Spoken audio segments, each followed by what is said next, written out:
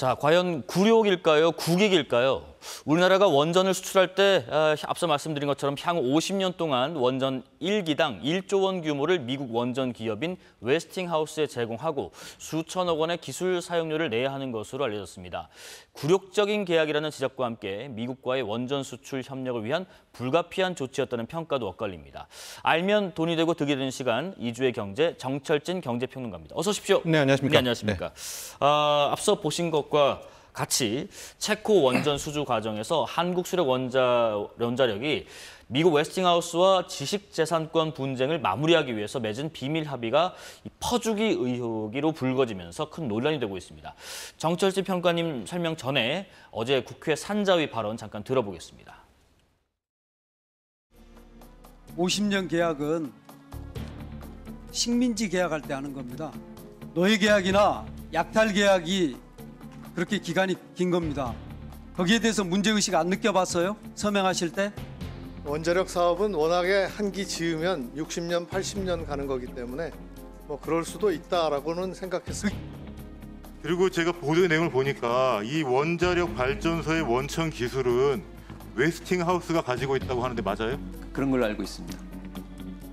황조 사장님, 한국형 원전 APR 1400-1000 이거 독자 기술 맞습니까? 기술 원천성은 전부 웨스팅하우스가 갖고 있습니다.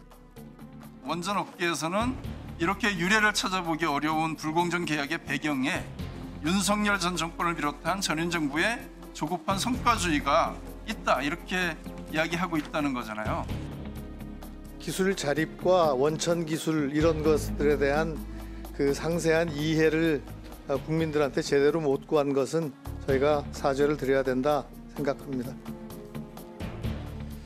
일단 뭐 그 정치적인 논란은 좀 접어두더라도 우리가 경제 산업적으로 좀 팩트 위주로 한번 좀 짚어보겠습니다. 우선은 문제가 된 핵심 내용이 뭔지 좀 찬찬히 설명해 주실까요? 크게 세 가지 부분을 네. 보면 될 것 같습니다. 이제 가장 컸던 것이 한 기당 내야 하는 큰 틀에서의 의미의 로열티입니다. 로열티. 이것도 잘 보면 1조 이상이고요. 로열티와 물품 용역 구매 두 가지 항목이 함께 포함이 되어 있습니다. 지금 표에 나오고 있는데요. 1억 7,500만 달러가 우리가 말하는 원천적인 좁은 의미의 로열티가 되는 거고요. 6억 5천만 달러는 물품과 용역을 웨스팅하우스로부터 조달해야 된다라는 겁니다. 저게 한 기당 1조 원이 좀 넘는 금액이죠.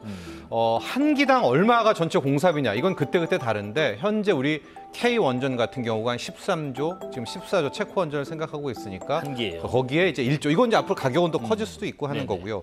이제 두 번째, 세 번째 부분부터가 더 쟁점이 커지고 있는데요. 이제 두 번째 부분은 이제 이 원전이라는 트렌드가 대형 원전은 길기도 하고 사고의 위험성 때문에 많이 들어보셨을 겁니다. SMR이라고 소형 모듈 원전으로 트렌드가 바뀌어지고 있습니다. 이제 그것은 아직까지 실제 사용되지는 않고 있고 누군가가 첫 발을 가야 하는데 앞으로의 한국의 독자 개발 원전 SMR 포함입니다. 저때 웨스팅하우스의 사전 검증을 받아야 한다라는 대목이 있었다라는 점. 그리고 이제 세 번째가 이건 이제 어제 저녁에 정말 떠들썩했는데 네. 지역이 표기가 됐던 겁니다. 즉 한국이 가야 될 부분을 아예 정해놨다라는 건데요. 북미 지역과 EU는 웨스팅하우스가 들어갈 것이기 때문에 K원전을 갈 수가 없다. 그렇다면 앞으로 우리의 원전 수출은 남미라든가 동남아라든가 중동으로 한정될 수밖에 없지 않겠습니까? 저 세 가지 사안이 밝혀지면서 뭐 어제 오늘 주식시장에서는 원전주들이 급락하고 있고요. 국민 여론도 좀 뜨거워진 그런 상황이 됐습니다. 지금 그 첫 번째 말씀하신 원전 한 기당 50년 동안 1조 원 내는 부분. 네.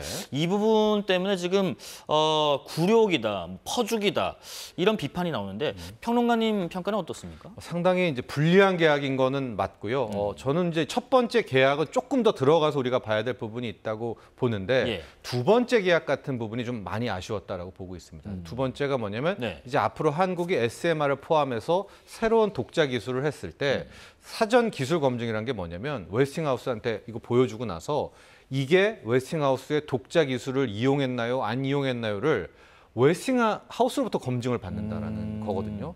이게 이제 솔직히 말하면 우리의 패를 먼저 알려주는 부분도 있지 않겠습니까? 네네. 그래서 이제 두 번째 계약 부분 같은 경우가 상당히 좀 불합리한 저는 그런 부분이었다라고 보고 있고요. 진출 지역도 일단은 뭐 조금 이따 해법 같은 걸 말씀드리겠는데 네. 거기에 대한 좀 포석이 좀 있다라고 보고 있는데요. 이번이 이제 불리한 계약인 건 맞고 한데 이제 앞으로 대통령께서도 진상 조사를 한 이유가 작년 12월, 올 1월에 이게 과연 그 정도로 급박한 상황이었나? 이게 무슨 얘기냐? 당시에 체코 원전 수주대를 돌아보면 웨스팅하우스가 뜬금없이 이제 재판으로 우리의 태클을 걸었었고 이제 EDF라고 하죠. 프랑스 원전 측에서도 우리한테 이제 한번 태클을 걸면서 아예 우리의 이제 계약이 점점 늦춰주고 이런 상황이었었거든요. 네. 과연 이게 얼마나 급박했나라는 거 이게 진상조사의 핵심인 것 같아요. 그러니까 이 정도로 웨스팅하우스에 내주지 않으면 체코 원전을 뭐 유럽이라든가 다른 곳에 뺏길 정도의 위급한 상황이었나. 왜냐하면 당시에 보면 이 재판이 만약에 가더라도 우리가 유리할 수 있다라는 그런 의견도 많이 있었거든요. 네. 그러니까 좀 이 시간을 당기기 위해서 이런 계약을 할 수밖에 없었나 말았나 이게 아마도 진상조사의 핵심이 될 것 같습니다. 그렇게 이제 여러 가지 급박한 상황 때문에 불리한 조건임을 알매도 불구하고 계약할 수밖에 없었는지 하는 예. 부분 그런 아니면은 부분 성과주의를 먼저 했었는지 했었는지. 거기에 대한 판단이 필요할 것 같습니다. 아까 그 황주 한수원 사장이 또 그런 얘기도 덧붙였습니다. 원천 기술은 전부 웨스팅하우스가 갖고 있다라고 답을 하기도 했는데 지금까지 한수원에서는 우리의 독자 기술 이런 부분을 상당히 강조하지 않았습니까? 네, 이제 APR 1400, APR 1000 이건 정말 한국 K원전의 쾌거다라고 저도 들었고 이제 많은 전문가분들이 그런 얘기를 했거든요. 네. 이 웨스팅하우스로부터 우리가 최초의 원전 기술을 배우고 뭐 시작한 것은 맞지만 그 뒤에 APR 1400부터 1400은 완전히 우리의 원천 기술이다라고 저도 알고 있었는데 이번에 좀 보니까 뭐 제가 원전 전문가는 아니니까 더 코어에 더 핵심이 되는 이 원전에서의 원천 기술이 있었던 것 같습니다. 그래서 아마도 지금 대통령이 지시를 했기 때문에 이제 거기에 부분이 갈 텐데 그러면 이게 재판으로 갔을 때 완전한 그 핵심 기술이 웨스팅하우스 거냐라고 이제 판단이 된다면 실은 이번에 이제 우리가 급박한 성과주의가 아니었다 뭐 이런 게 되지 않겠습니까? 그래서 이건 APR 1400이 우리 거냐 아니 거냐라는 이 판단은 결과적으로 웨스팅하우스의 원천 기술이 얼마큼이냐까지도 네. 이번에 함께 파악이 돼야 된다 이렇게 바라보고 있습니다. 그 마지막 한 가지 핵심 쟁점 아까 말씀하신 대로 EU, 유럽연합지역, 또 일본, 영국, 또 우크라이나 등지에서는 이 웨스팅하우스의 수주 우선권을 제공한다. 그 말은 다시 해석하면은 사실상 우리가 수주 활동을 포기하는 각서다. 이렇게 볼 수가 있나요? 맞습니다. 이제 일본 같은 경우에는 어차피 우리가 들어갈 수는 없겠지만 유럽의 강자는 또 프랑스가 원전의 강자거든요. 하고 이제 뭐 러시아도 못지않지만 동구 유럽 이번에 체코도 뚫었지만 폴란드라든가 여기가 실은 우리 K 원전의 타겟이었고 네. 여기를 뚫고 가면서 가성비 좋은 K 원전을 알려서 유럽으로 넘어가자. 이제 이게 우리의 전략이었습니다. 이제 미국 본토 땅에서는 SMR로 이제 바뀌고 있는데 거기에는 이제 상당 부분 지금의 빅테크들이 또 대거 투자를 하고 있기 때문에 거기에서도 어느 정도의 뭐 기술 협력이 있지 않겠는가 그런 좀 청사진을 그려왔는데 이게 이제 크게 우리에게 쇼크를 준 거죠. 아예 우리는 유럽 땅을 들어갈 수 없다는 것, 북미 지역을 들어갈 수 없다라는 이제 이 조항이 있었기 때문에 이게 오히려 훨씬 더 큰 충격으로 우리에게 다가오고 있는 겁니다. 북미, EU, 특히 이제 타깃을 했던 게 약간 동유럽 쪽에 그렇죠. 우리가 좀 거기도 못 가는 거죠. 예, 진출하려고 했는데 그런 부분이 좀 막히게 된 부분. 근데 어쨌든 대통령실에서 진상 파악 지시를 한 상황에서 이게 지금 만약에 뭐 어떤 부분에서 이건 문제가 있다라고 확인된다면 어쨌든 웨스팅하우스와 합의를 하고 문서가 있는 건데 이 부분을 다시 재검토하거나 뭐 바꿀 수 있는 여지가 있을까요? 제가 보기에 이 계약 자체를 바꾸기는 좀 힘든 해법이다 이렇게 바라보고 있고요. 저는 네. 투 트랙이 필요하다고 보는데 투 이제 트랙이요. 첫 번째 트랙은 역시 진상 조사겠죠. 웨스팅하우스가 그 재판을 걸어왔을 때 과정들 지금 보면 이 진짜 원천 기술이 웨스팅하우스 거였고 태클을 걸면 우리가 체코 원전을 수주를 못할 정도의 상황이었는가 당시가 네. 그걸 하나를 검사하는 게 중요하다라고 보고 있고요. 두 번째가 사후 수습이지 않습니까? 우리가 북미를 못 들어가고 유럽을 못 들어간다는 건 말이 안 되잖아요. 그래서 지금 시장에 나오는 것은 이참에 이제 웨스팅하우스라는 그 회사 여기는 원천 기술을 갖고 있지만 손발이 다 묶인 회사예요. 가령 실제 건설을 한다라든가 설계를 하고 이런 것들은 K원전이 정말 따끈따끈하고 실무 능력이 있는 데거든요. 그래서 JV라고 하죠. 이 조인트 벤처. 아예 이참에 웨스팅하우스와 K원전이 결합을 하는 새로운 솔루션을 만들어내자. 그럼 둘이 뭉쳐서 가면 못 갈 데가 없지 않겠습니까? 북미도 갈 수 있고 유럽도 갈 수 있기 때문에 아마 이번에 이재명 대통령이 한미 정상회담 할 때 미국으로 가서도 아마 이거를 좀 이제 이 계약 자체를 뒤바꿀 수는 없겠지만 웨스팅하우스와 K원전 간의 협력, 협력체, 조인트 벤처 이런 식으로 향후에 또 K원전에 좀 해법을 풀어가면 어떻겠느냐 이런 제언들이 나오고 있습니다. 투트랙 접근 방법 말씀해 주셨습니다. 다음 주제입니다. 미국 트럼프 행정부가 삼성전자에 투자할 거라는 보도가 나왔습니다. 미국 상무장관의 관련 발언 들어보겠습니다. I mean, the president figures out that America should get the benefit of the bargain. The Biden administration literally was giving Intel for free and giving TSMC money for free. And all these companies just giving them money for free. 이전에 바이든 행정부는 미국 내 공장을 짓는 조건으로 반도체 기업들에게 지원금을 대가 없이 주는 시기였지만 트럼프 행정부는 보조금을 주는 대신에 지분을 삼성전자 것을 가져가겠다. 이런 해석인가요? 네, 그렇습니다.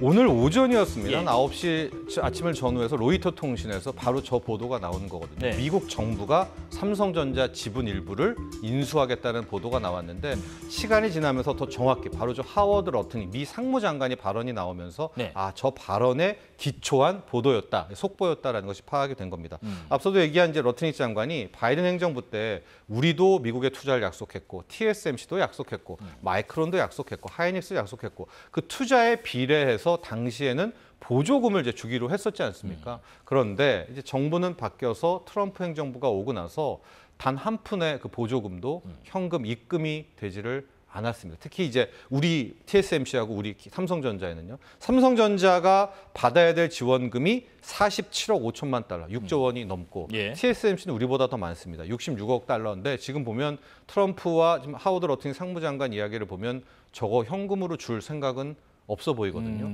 그런데 약속은 한 거잖아요. 네. 거기에 대한 아마 솔루션, 해법으로 미 정부에서는 그러면은 그 대신에 우리가 지분을 어떻게 한다 이런 식의 이제 이야기 이제 하는 그런 부분들이 있는 것 같아요. 네. 근데 이게 우리한테는 불리한 거잖아. 이제 이런 생각이 이제 들 수 있는 것 아니겠습니까?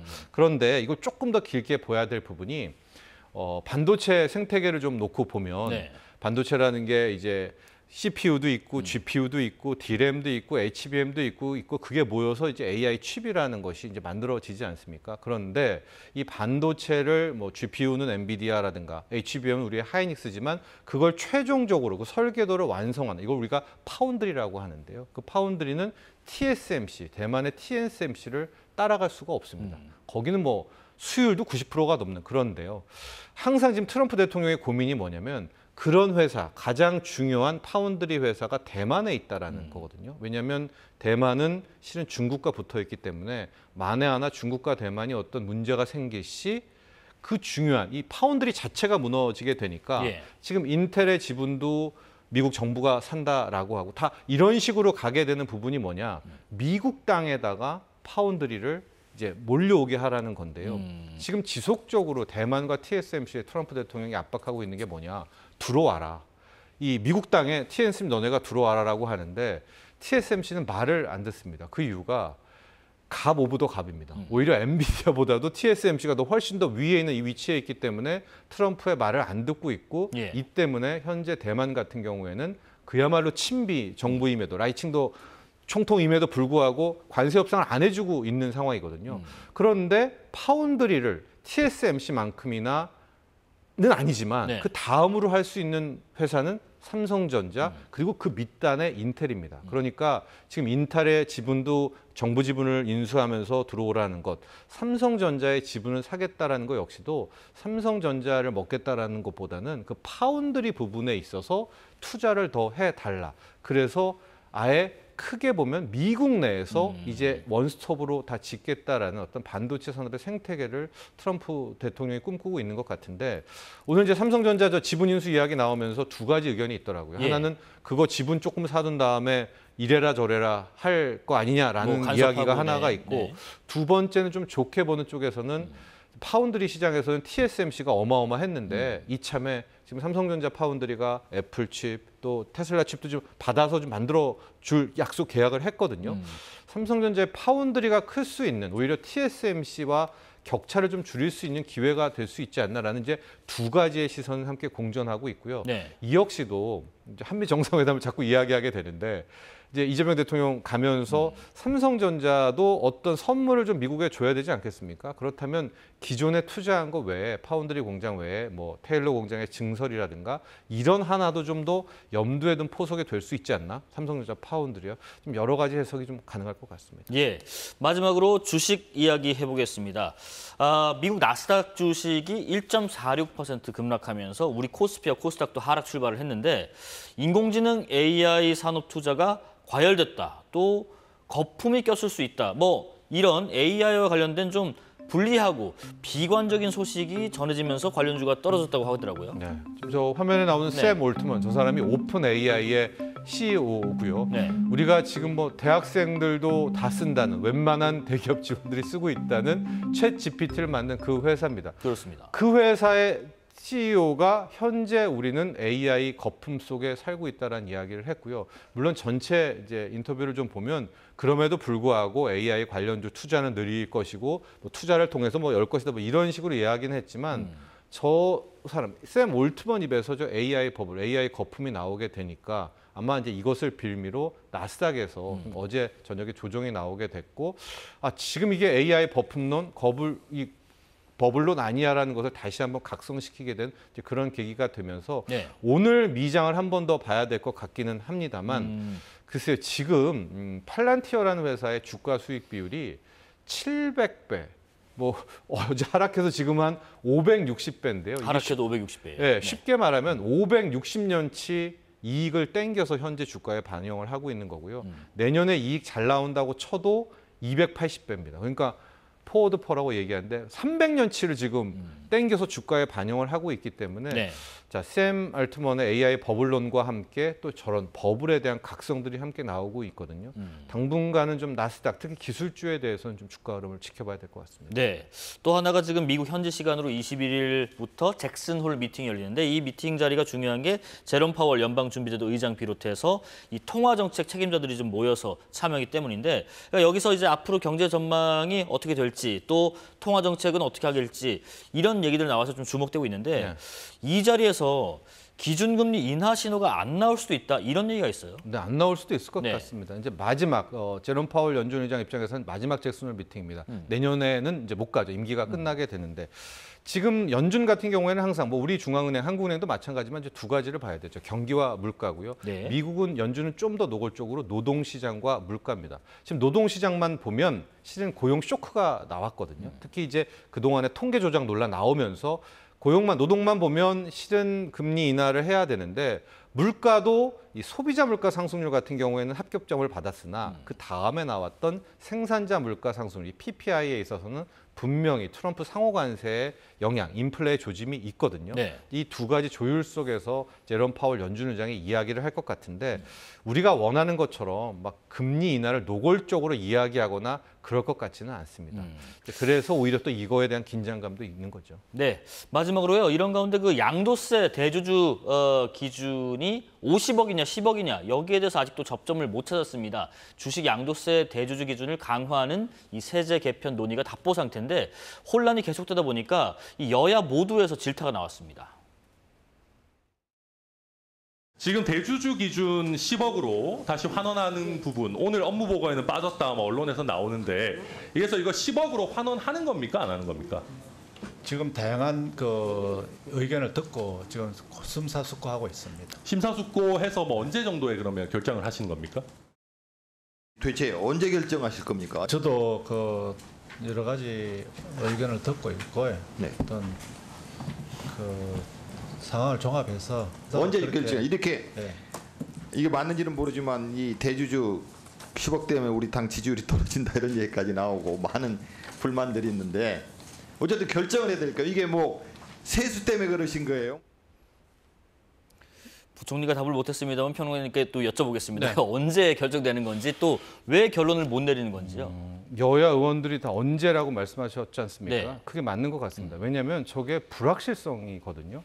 실은 그냥 10억으로 하려면 당장에 바꾼다. 네. 50억을 10억으로 세제 개편안 이게 확정이다라고 이야기를 하던가 아니면 50억으로 기조를 유지하겠다라고 하겠다라든가 결정을 내려야 되는데요. 지금 개인 투자자들 불만도 높아지고 시장에 출렁출렁대는 것은 이게 좀 어느 쪽인지 이야기를 안 해주는 거거든요. 지금 하는 모습을 좀 보면 주가가 더 떨어지면 50억 해줄 것 같고 안 떨어지면 10억을 갈 것 같고 이런 것들을 시장은 가장 싫어합니다. 그래서 50억으로 기존 유지를 하던 아니면 세수가 부족하니까 뭐 10억으로 다시 이거를 이제 강화한다고 표현을 쓰겠습니다. 하던 오늘이라도 결정을 내려야 됩니다. 네. 네, 아니면 내일 아침이라도 이제 세제 개편안은 못 건드린다라든가 아니면 지금 민주당은 당론을 50억으로 이제 했던 것 같은데요.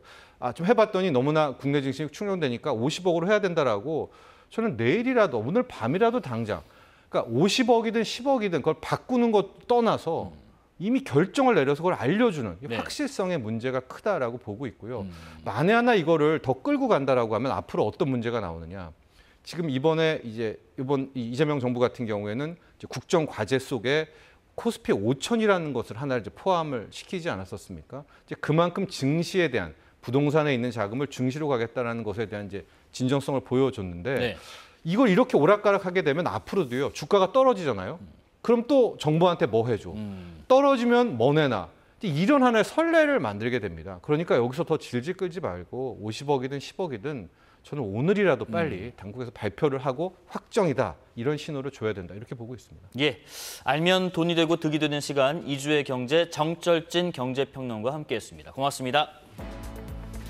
8월 20일 수요일 사사건건 여기까지입니다. 시청해주신 여러분 고맙습니다.